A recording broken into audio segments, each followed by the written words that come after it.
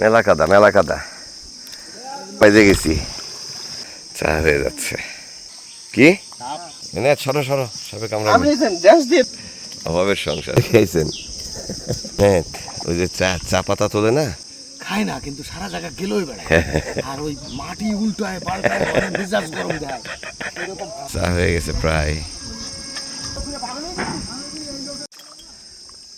আর একটা নাড়া দেন। উত্তাল পশুর নদী থেকে আপনাদের সবাইকে স্বাগত জানাচ্ছি। আশা করি ভালো আছেন।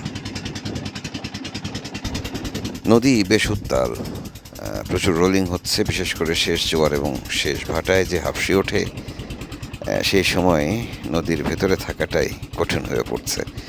যাদের খুব জরুরি কাজ তারা আছেন, বাকিরা খুব সতর্কভাবে চলাফেরা করছেন। আমরাও কোনো রকম নদী পাড়ি দিয়ে পশ্চিম পাশে চলে এসেছি। এদিকে জোয়ারের পানি ছাপিয়ে যাচ্ছে, উঠে যাচ্ছে পানি, তার মধ্যে দিয়ে মানুষ এখানে নামছেন মাছের পোনা ধরার জন্য।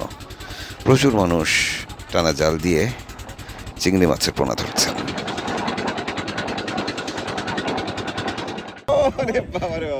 পশু নদী যখন উত্তাল থাকে তখন ট্রলার চালানো বেশ কঠিন। বিশেষ করে আমরা যে ট্রলারটিতে রয়েছি, ছোট্ট ট্রলার, সেটি নিয়ে এই সময় পশুর নদী ধরে চলাফেরা করা সত্যি ভীষণ বিপদের। তারপরেও আমরা যেহেতু নেমে পড়েছি, আপাতত ফেরার পথ নেই।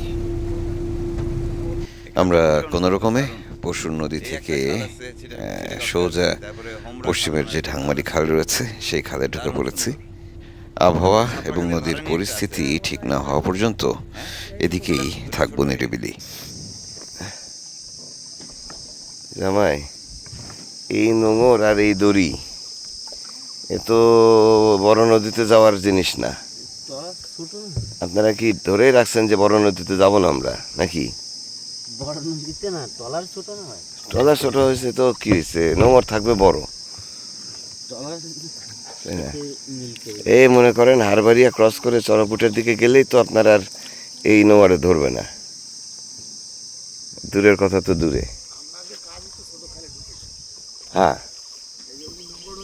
নোংর ওই ছোট খালেই দোকান খালি না, ওই যে আমাদের মাছগুলো সব ধরে ফেলতেছে ওরা।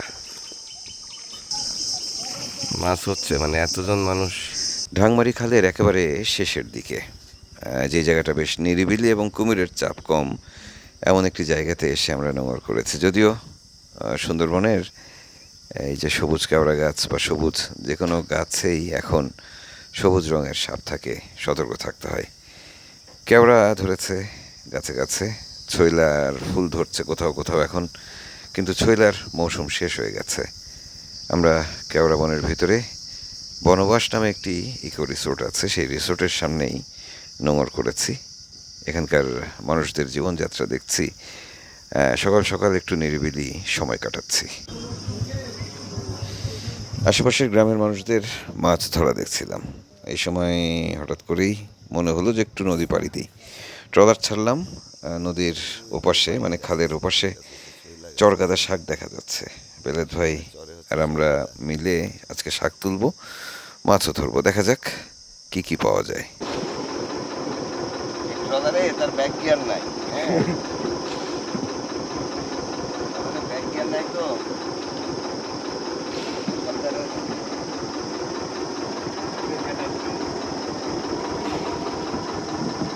ভাই এ নৌকায় কোনো ব্যাগ জ্ঞান নাই, ঠিক ঠিক কি না? ঠিক ঠিক বলেন বিসমিল্লাহ। রাগ করেন নাই?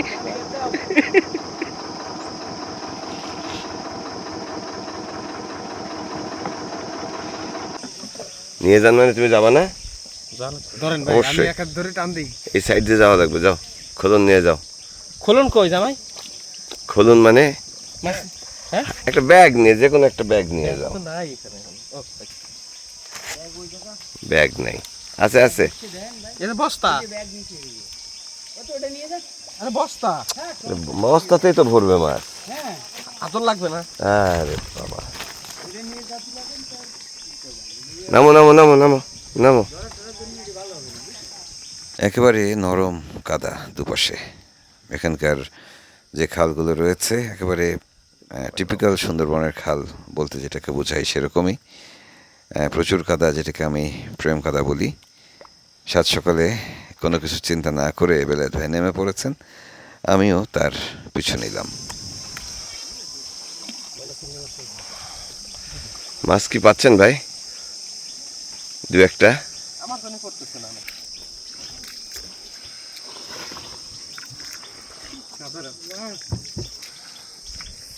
প্রেম কাদা।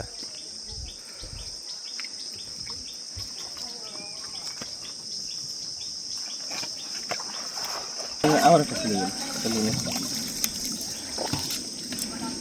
কি ব্যাপার ভাই, মাছ কম? মুন্সির কপাল খারাপ।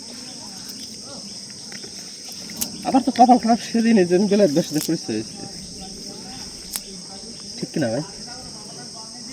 ভাই তুমি ওটা রাখবা ছেড়ে দেবো ভাই। মুন্সি, হ্যাঁ? এটা ছোট মাছ না? হ্যাঁ, এ মাছ বড় হবে না ভাই। আর রাগ করো না, ছেড়ে দাও। রাগ করে না মুন্সি, এই চিংড়ি মাছ রাগ করো না, ছেড়ে দাও, ছেড়ে দাও, ছেড়ে দাও। মাছ খাওয়া, মধ্যে ঢুকে যান মাছ খাওয়া ভালো কথা ভাই। মুন্সি। ওই যে কেমন হ্যাঁ, মাছ খাওয়া ভালো কথা, ছোট মাছ খায় না। কাদা পানিতে নেমে মাছ ধরার যে জালটি রয়েছে সেটি দুপাশ থেকে টানবো এরকমই ভাবছিলাম, কিন্তু যেহেতু মাছ হচ্ছে না, মন সায় দিচ্ছিল না। এর মধ্যে বেলায়েত ভাই অবশ্য মাছ ধরার চেষ্টা চালিয়ে যাচ্ছেন, কিন্তু এবারের জালে সাপ উঠেছে। আমি আর এর মধ্যে নাই, আমি সাপ ভীষণ ভয় পাই। আরে এখানে আমাকে নামতে বলতেছেন ভাই আপনি, বেলায়েত ভাই? এত কিছু বাদ দিয়ে সাপ ধরলেন? কিন্তু হ্যাঁ আরে ভাই, ওরে বাবা, এনে সরো সরো, সাপে কামড়াবে। আমি ড্যান্স দিয়ে দেবো একটা, দুবলা দিছিলাম না? দেখি এখনই দাও, এখনই দাও, পরে আর। বিষধর ভাই। রে সাপ, যা যা যা, নাহলে এনে ড্যান্স দেখাবে কিন্তু, ভয় পেয়ে যাবা। ও ভাই, মাছের লাইন ভালো না, রাখেন, কষ্ট করে কাজ নেই, হয়েছে না? এই হারে মাছ ধরলে পোষাবে না আমাদের। হ্যাঁ, আমরা ওই যে বিকেলে ইয়ে ধরবো নি ভাই, চলেন। এমনিতে মাছ হচ্ছে না, তার মধ্যে সাপ, কিছুতেই আর মাছ ধরার মধ্যে আমি নেই। পাশেই যে চর রয়েছে, কাদার উপরে চরগাদা শাক, সুন্দরবনের একমাত্র শাক চরগাদা, সেই শাকটি দেখা যাচ্ছে প্রচুর। বেলায়েত ভাইকে বললাম, ভাই চলেন আমরা মাছ ধরা বাদ দিয়ে একটু শাক তুলি। আজকে একবেলা রান্না করে চিংড়ি মাছের সাথে এই শাক খাওয়া যাবে। চরগাদা শাক বলে আর কি, চরগাদা বলে, আর একটা কি যেন নাম আছে। সাপ কেমন? স্বাদ কেমন এটা তো বলে বোঝানো যাবে না, জঙ্গলের জিনিস স্বাদ কেমন বলে বোঝানো যায়? দারুণ। আরেকটা আমার নতুন খাওয়ার লাইন হইল। চরগাদা শাক, শাক তোলো, এনে কাজ করো, কাজ করো, খাবা। যারা কিভাবে তুলতে হয় আগে জেনে নাও। আগা তুলতে হবে এই জানি, শাক তোলা একটাই নিয়ে শাক তুলতেছে এমন নিশ্চিন্তে মনে হয় যেন এটা ইয়ের বাড়ির পাশের বিল। ডানে বামে একটু খেয়াল রাখো, এই জঙ্গল কিন্তু, এই কিন্তু সুন্দরবন। কি মনে হচ্ছে না সুন্দরবন তোমাদের কাছে? মনে হচ্ছে না? না, এটা এটা এখান থেকেই ডিপ সুন্দরবন। বেলায়েত ভাই, দেখেন তো এনাতে শাক তোলা হচ্ছে কিনা। হ্যাঁ, পারে পারে পারে। সবসময় আমার রাগ করবে নাকি? তাহলে আমি থাকতে পারতাম। খালি মারে না, আদর করে। ওরে বাবা, ওই বাসিরও তুলতেছে শাক ভাই। কি করবে, অভাবের সংসার অভাবের সংসার। হ্যাঁ, সুন্দরবনে ঢুকে যেতেছি, লতা পাতা খাই আমরা, কি করবো? লতা পাতা খান, প্রচুর শাক ভাই এখানে। আমি তো সালাই এই মাথায় চলে আসি শাক দিতে। ও, শাক দেখে আইছেন? পরিকল্পনা আগে থেকেই ছিল নাকি? হ্যাঁ ওই যে চা চা পাতা তোলে না, হ্যাঁ। একটি কুড়ি 2টি পাতা, হ্যাঁ কিছু বুনো শুয়োর আছে না, হ্যাঁ শুয়োর বনশুয়োর, আর কি। বনশুকর, হ্যাঁ এরা খায় না কিন্তু সারা জায়গা গেলোই বেড়ায়, আর ওই মাটি উল্টায় পাল্টায় ঘরে মেজাজ গরম দেয় এরকম এনায়েত কি বললো দেখছো? রাগ করলা। আর ওই বুনো শুয়োর এখন উফ, আল্লাহ রে আল্লাহ। ওই দিদিরা আমাদের দেখে রাগ করে উল্টা পাশে চলে গেছে। বিরাট ভাই, বন উপকূলের মানুষদের সাহস দেখে আমি মানে এখনো অবাক হই। প্রতিনিয়ত দেখি আর ভাবি আসলে পেটের টানে মানুষকে কত কিছু করতে হয়। যাই হোক, আমরা যে দাদা এবং বৌদি পানিতে ডুবে ডুবে মাছ ধরছিলেন তাদেরকে আমাদের ট্রলারে দাওয়াত দিলাম চা খাওয়ার জন্য। আমরা একটু চা খেয়ে নেবো এই ফাঁকে। আমার আর ইয়ের অবস্থা নাই, চা না খেলে হচ্ছে না। চায়ের পানি উঠেছে চুলায়। আমি একটু সামনে একটা জোলা খাল রয়েছে, সে খালটি থেকে ঘুরে আসি। এত কাদা হয়েছে আর দেখেন ছোট খাল থেকে পানি নামে কিভাবে, দেখেন শস্যর করে পানি নামে, এক অন্যরকম পরিবেশ। আরে বাবা, দেখলে বোঝার উপায় আছে এখানে এত পানি হয় জোয়ারের সময়। রে বাবা, পুরা কাদায় ডুবে গেলাম, দেখছেন অবস্থা। শেষ ভাটায় সরু খালগুলো এরকম চেহারা পায়। যদিও ভরা যখন জোয়ার থাকে তখন এই পুরো খাল ভরা থাকে, জঙ্গলের উপরেও পানি থাকে। সুন্দরবন যতই দেখি ততই মুগ্ধ হই, ভালো লাগে।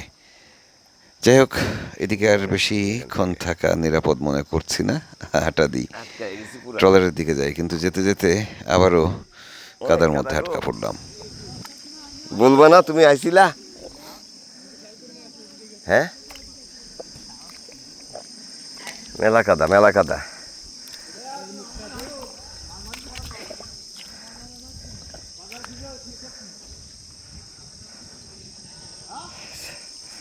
চা হয়ে যাচ্ছে, মাছ ধরতেছে।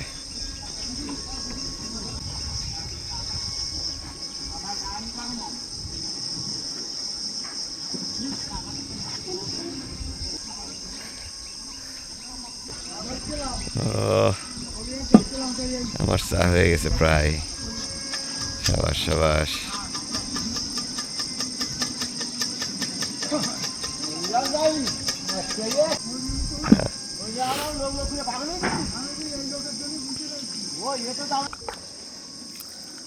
কাদা রে,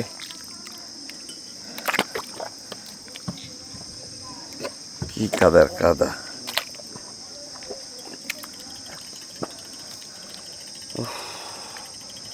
নাড়া যাচ্ছে না, আরেকটা নাড়া দেন দেখি,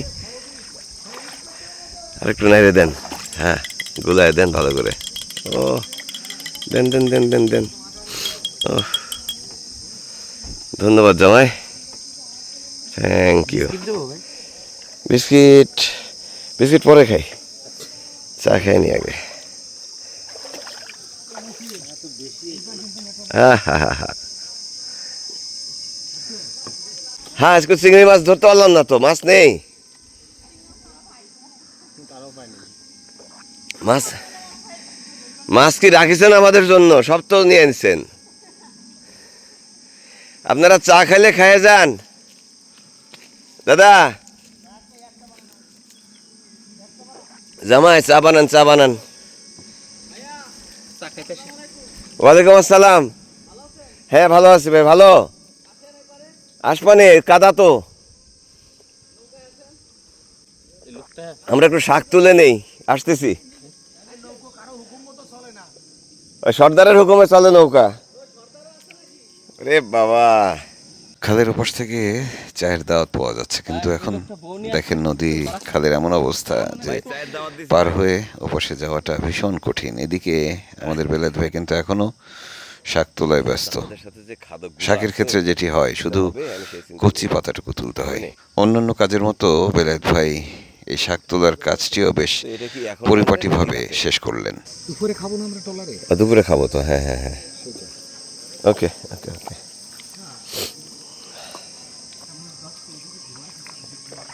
এত সুন্দর বানাইছে চা জামাই ভাই। হ্যাঁ, আমরা এই কাদা ছেড়ে যদি একটু ট্রলারে চড়তে পারতাম, অথবা পাশে যে রিসোর্ট রয়েছে সেখানে উঠতে পারতাম, এই মুহূর্তে খুব ভালো লাগতো। কিন্তু শেষ ভাটা, জোয়ার হবে, পানি আরো ভরবে, তার আগে এখানে ওঠার কোনো উপায় নেই। আমরা পাশে যেই ইকো রিসোর্ট রয়েছে বনবাস, সেখানে উঠবো, একটু বিশ্রাম নেব। তবে সেই জন্য জোয়ার পর্যন্ত অপেক্ষা করতে হচ্ছে। আগেই লোক বুঝে গেছে ওই চাটা হচ্ছে টুপ স্বামী স্ত্রীর মধ্যে ভেজাল বাঁধাবে। আমাকে চেনে না। দাদা আসেন। আমরা ঠেলা দিয়ে ওইপার যাওয়া যাবে না? ওইপার চলে যাই। বলছি জোরে একটা ঠেলা দিয়ে সাঁতরায় আসো। জামাই, এই যে যে পানিতে দাঁড়ায় আছি, এখানে একটু আগে সাপ উঠলো। আমি এতক্ষণ এত সাহসী হলাম কি করে? আমি আসি। পায়ে যদি সাপ থাকে আমি আসি না। উঠবো কোন দিক দিয়ে? ওদিক দিয়ে এই তো এখানে উঠি। একদিন আমার একটা কামড়ায়, এই জায়গায় কামড়ায়, হ্যাঁ, পায়ে একদম ফেসায়, ছাড়ে না। এই ঢোরা সাপ। এই সাগরের কি মনে হয় বিশাল বড়। ভাই ভাই আপনার ভয় দেখাইতে আছে ভাই। না সত্যি চলে গেছে না। মানুষের এক্সপ্রেশন বুঝেন না, যদি কারো এই হয় অভিনয় হয়। পকেটে সেন দিন। ওকে ওকে, তুমি ওঠো। এখন আপনার পায়ে টাকা করতে একটা হবে ভাই। আপনার পায়ে যে সাপ পেছাইলো, না না এটা কি রাখ ফাঁস খুশি, আমি সাপ ধরে দেখছি, পানি নিচে সাপ দেখছি, ফাঁস খুশি এখানকার সাপ কষ্ট হয় না। বুঝলা এক মিনিট। সাপ পেছাইছে জন্য কি রাগ করলা? না রাখবো না ভাই, সাপে খাওয়াই দেন না, রাখবো না।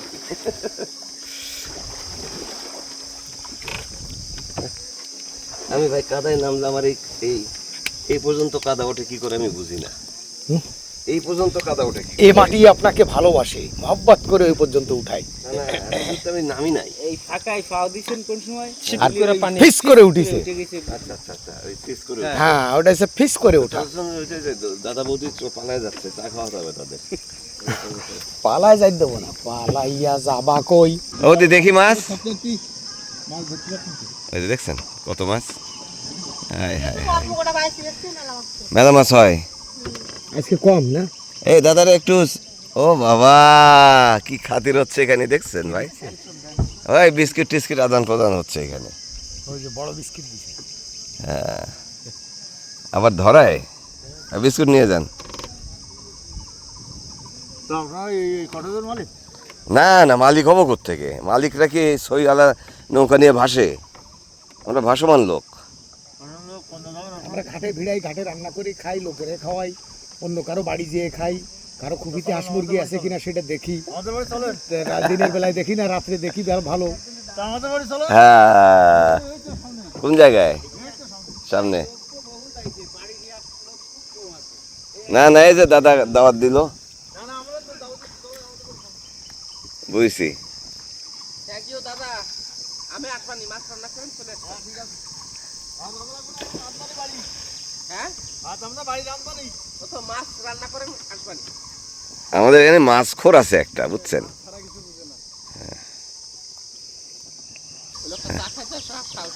এই লোক চা খাবে সেই, আপনার ভয়ে চলে গেল। এই কি মুন্সিদের চা তৈরি হচ্ছে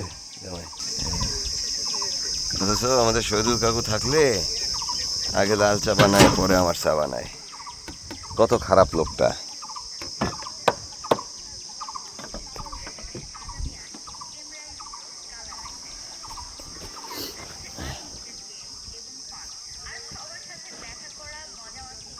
এটা যা দেখা যাচ্ছে তা না, কাজ করে না। আর কিছু আসবে না তো? সর্দার কি ঘুমাতে গেছে? জামাই চা দেয় না, আমি কিন্তু সত্যি সত্যি সত্যি রাগ করবো। ওরে বাবা, পানি আসছে জানো ওই পাশে? রাগ তো করতেছে মনির।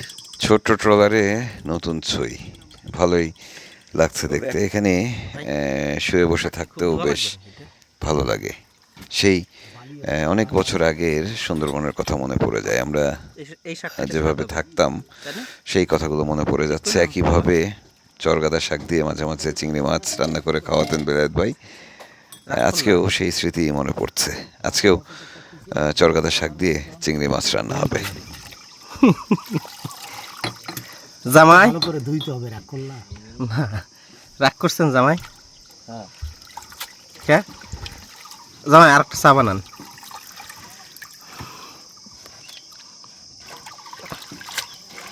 ভাই কি দিয়ে রান্না হবে? চিংড়ি, এর সাথে একটু কাইন মাগুর দিলে কেমন হইতো?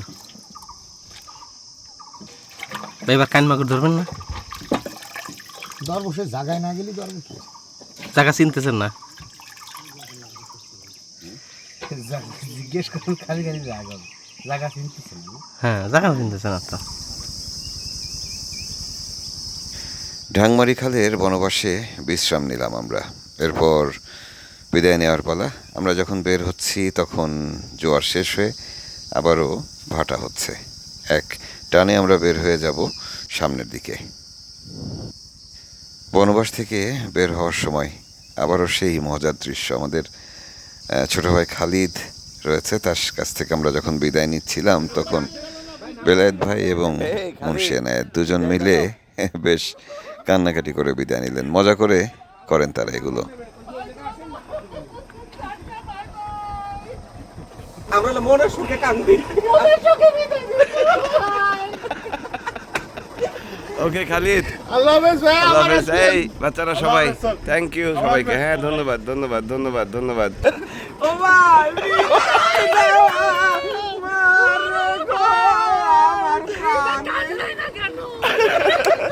বিদায় শেষ হচ্ছে না। এই খালিদ, এই থ্যাংক ইউ সবাইকে। হ্যাঁ দেখা হবে নি। বনবাস থেকে বিদায় নিয়ে আমরা আবার রওনা দিলাম। এখন যে জোয়ার ভাটার পরিস্থিতি, তাতে করে খুব দ্রুত আমাদেরকে চলে যেতে হবে খালের আরেক প্রান্তে, কারণ পানি নামতে নামতে অনেকটা নিচে নেমে এসছে। আমরা যে দাঁড়াবো এখানে যে খ্রিস্টান পাড়া রয়েছে সেখানে ক্যারাম খেলবো এবং একই জায়গায় মানে পাশাপাশি জায়গাতে কুমিরের আক্রমণে নিহত সুব্রতর স্ত্রী থাকেন, তার সঙ্গে দেখা করব, তার সন্তান শুভ্রজিতের সাথে দেখা করব। তারপরে রাতের বেলা এখান থেকে বের হয়ে আবারও পশুর নদীতে যাব। আবারও সুন্দরবনে ঢোকার ইচ্ছা আছে। দেখা যাক, আবহাওয়া পরিবেশ পরিস্থিতি যদি ভালো থাকে সেক্ষেত্রে আবারও একটু সুন্দরবনে ঢুকবো। বিদায় নিচ্ছি, কাল আবারও নতুন পর্ব নিয়ে হাজির হব। ভালো থাকবেন সবাই। এদিকে